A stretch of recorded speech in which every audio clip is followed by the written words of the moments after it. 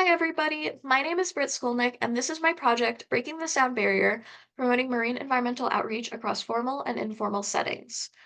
So, to start off with some background context, I was interested in this topic because both marine and terrestrial ecosystems are vital to protect for both humans and the planet's well-being. However, in order to protect these ecosystems, we need as many people to help as possible. Environmental education is a great way to get people informed and involved in environmental conservation efforts. However, marine science, which is crucial for us to understand due to its role in combating climate change, is often under-prioritized in schools. Because of this, my study looks at how informal education, referring to education that occurs outside of school, such as in science camps or museums, can help increase ocean literacy among students. So, with this information in mind, I propose two research questions. First, what barriers do informal educators face in teaching marine science? And two, what are the most effective ways to engage audiences across formal and informal settings? So, throughout this project, I had the pleasure of interning with the National Oceanic and Atmospheric Administration, or NOAA, to update their education and outreach materials. My co-intern and I inventoried over 400 educational materials and curriculums, as well as created new materials using resin and curated new outreach boxes with updated tags in order to increase organization and accessibility for staff.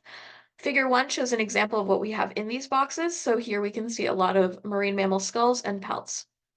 In addition, I also surveyed and interviewed staff at NOAA to understand the challenges faced and successes achieved in outreach efforts.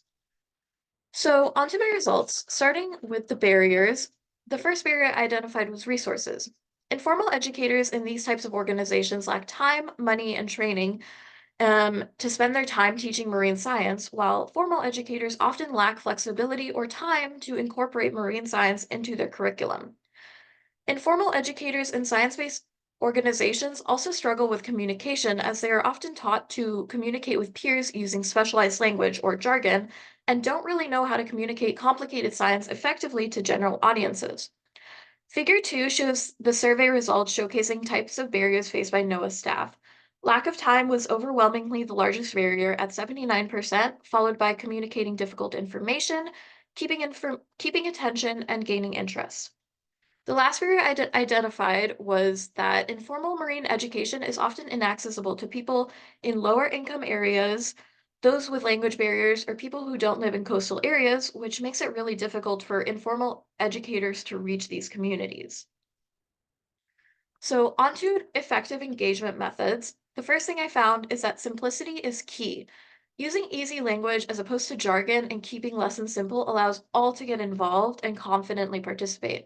It also encourages people to investigate and ramp up their questions or research if they're interested in learning more about a topic. Flexibility is a difficult one to incorporate, but it is especially important for formal education. Flexible curriculums will encourage students to learn more about marine science and give teachers the opportunity to include informal education teachings, specifically in the marine science field.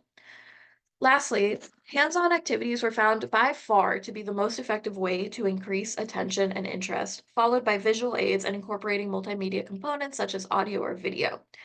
Figure 3 shows the survey results showing the most successful outreach methods by NOAA staff, with hands-on activity at 85%, visual aids at 62%, and audios and videos at 30%.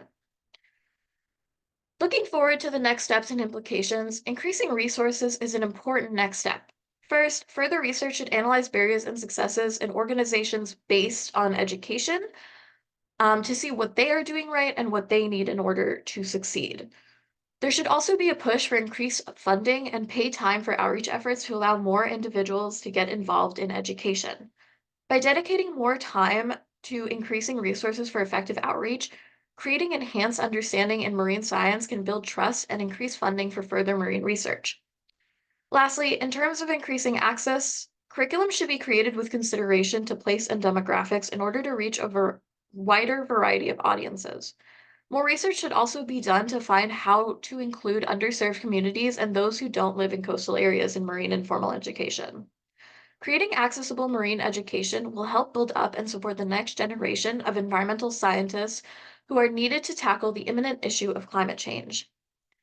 So thank you for listening to my presentation. I just want to take a moment to thank my site supervisors, Katie Luxa, Erin Moreland, and Lisa Hiroki Raring, my faculty advisor, Christy Strauss, my co-intern, Abby Carino, and my family and friends for all their help and support throughout this process.